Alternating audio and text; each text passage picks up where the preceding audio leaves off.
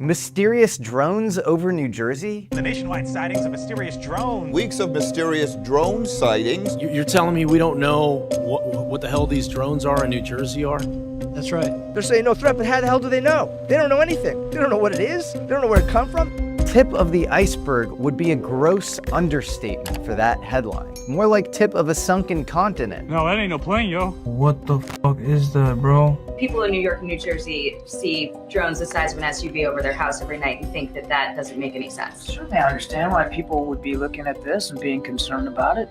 We're concerned about it too. The U.S. Air Force says they're drones. Don't you fucking believe it. The U.S. Air Force lies. There was a drone just hanging out. I put my drone up in the air and went towards it. Not 3 minutes into the flight, drone started going down, dead. These are fully charged batteries. What's going on here isn't new, and these aren't all drones. You see it? You see how it goes? And they're not just over New Jersey. They're all over the world. There were several mystery drone flights over our nuclear testing range. Just take a look at all of the military sites all over the world that these drones have visited. This is the continuation of a story that's been unraveling since the dawn of the atomic age. Based off of the information that you've been privy to, is there any indication that these UAPs are interested in our nuclear technology and capabilities? Yes. And by external observation, sure, that could be a fair assessment, yeah. Yes. After the detonation of the atomic bombs in Japan, that's when the UFO sightings ramped up. When Oppenheimer detonated the world's first atom bomb at Trinity Test Site in 1945, and later as Edward Teller's hydrogen bomb shook the South Pacific in 1952. Since then, UFOs have been systematically surveying and even tampering with our nuclear weapons, stockpiles, and power plants. All 10 missiles were off alert, all 10. The whole flight was off alert, all red. And I said, it looks like we got a UFO. UFOs consistently appear at nuclear weapons facilities and energy grids around the world.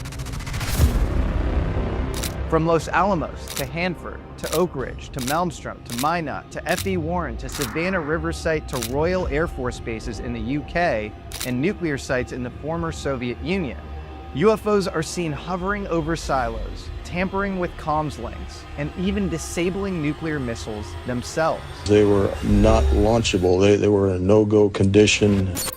And if you want to learn all about it, you're in luck, because today's amazing American alchemist is Robert Hastings, the man who has dedicated his life to documenting this unquestionable connection. Jesse Michels and his crew are here today and they're doing an interview with me, so we're in the middle of that. So let me call you later today and we'll discuss this further.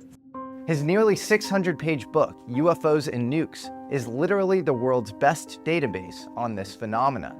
I view your book, UFOs and Nukes, as sort of the best possible database when it comes to credible witnesses viewing UFOs. Hastings has personally interviewed 167 employees of nuclear bases across the United States, many of whom are cleared to the most sensitive American national security secrets.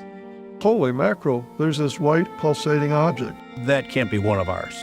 These are missile technicians, ICBM security personnel, missileers, radar operators, and more, who have all seen orbs, saucers, disks, and tic tacs in and around the most sensitive nuclear airspace.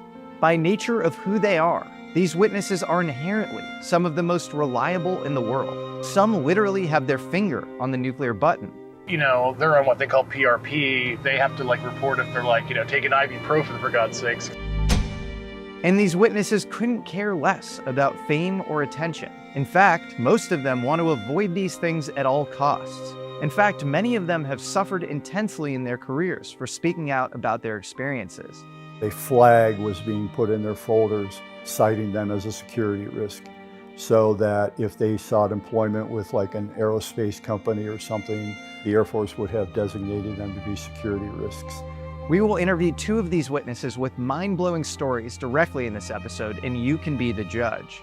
One was threatened repeatedly, and his records were deleted from Vandenberg Air Force Base. They threatened my life. You're going down, motherfucker, means to me, we're going to kill you. They denied there was ever a Robert Jacobs in the Air Force. He gets a phone call one night. He and his wife come home from a movie. The phone rings. The voice says, "Your mailbox alight, what a beautiful sight. You're going down, motherfucker." While the other boarded a craft at Ellsworth Air Force Base in South Dakota. They were just multi-levels with all these small grays everywhere.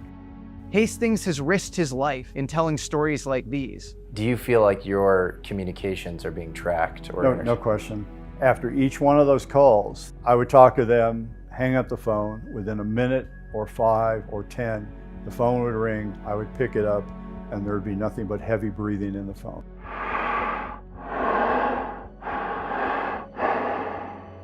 I originally met Robert because I had been going around making constant public references to his great book, UFOs and Nukes. Robert Hastings, who wrote UFOs and Nukes. So Robert emailed me because he wanted to let me know that while he had documented 100+ UFO witnesses at nuclear sites across the US, I was personally overstating the amount of radar operators who he had spoken to. If that doesn't say something about Robert's character and attention to detail, I don't know what does. He comes from a bygone era of meticulousness and passion that journalists used to display, and one that's easily palpable in this interview. Robert Hastings was 100% spot on before anybody else. And this is a man who deserves the recognition. He is the giant that a lot of us has stood on his shoulders.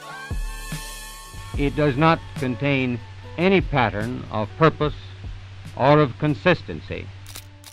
This documentary will answer the two biggest critiques thrown at UFOs by skeptics. Number one, UFOs are ephemeral. They show up randomly and sporadically. There's nothing repeatable or predictable about them. The nuclear thing is a repeatable pattern. Legacy UFO programs have used nuclear material or sometimes even phony nuclear material to bait UFOs to show up. And number two, UFOs are some American deep state psyop. Why do they only seem to show up at American military bases? A huge disc-shaped object was seen hovering over this missile base in Soviet Ukraine. The Bentwaters case in 1980 in England, that was the largest group of tactical nuclear weapons being stored in Western Europe. And it went back out into the field, and then it exploded silently into objects, white objects, and disappeared. UFOs are repeatably and scientifically attracted to nuclear sites. You can kind of guess if there is a UFO sighting, there might be a nuclear connection there. Take the most famous archetypal sighting in American history, the crashed flying disc at Roswell, New Mexico in 1947. Well, Roswell was actually the site of the first atomic bomber squadron in America, the squadron responsible for dropping bombs on Hiroshima and Nagasaki. In 1994, 62 elementary school kids at the Ariel School in Zimbabwe said that they saw a silver craft descend from the sky and land on a field near the school. Well, guess where the Ariel School was? And you know, an Ariel School that was near a uranium mining site. That is right, as far as I understand. Yeah. And what about that story that Vice ran in 2022 about a little town in Japan that's obsessed with UFOs? It's a place called Ino, and it's actually right next to Fukushima's nuclear grid. And after an earthquake famously triggered a nuclear power meltdown there in 2011, the chief monk of a local temple said, "The UFOs came after the explosion. There were so many of them. I was shocked." Similarly, Harvard PhD Jensine Andreessen writes about UFO activity at the height of the Chernobyl disaster, when many people in the area observed a UFO come, stay for 3 minutes, shine a light at the reactor, and depart. I could go on all day. By the end of this documentary, the only question you'll be left with is why? Why are UFOs so interested in our nuclear technology? It's no different than we go to the Serengeti and we watch the cheetahs preying upon the antelope. You know, it's interesting to watch. What are their hunting techniques? What are their capabilities? I mean, it might be as simple as like it's an attractant, like a fly or a mosquito to a blue light, right? It's kind of like taking matches out of the hands of a baby. Whoa. Yeah, whoa, right?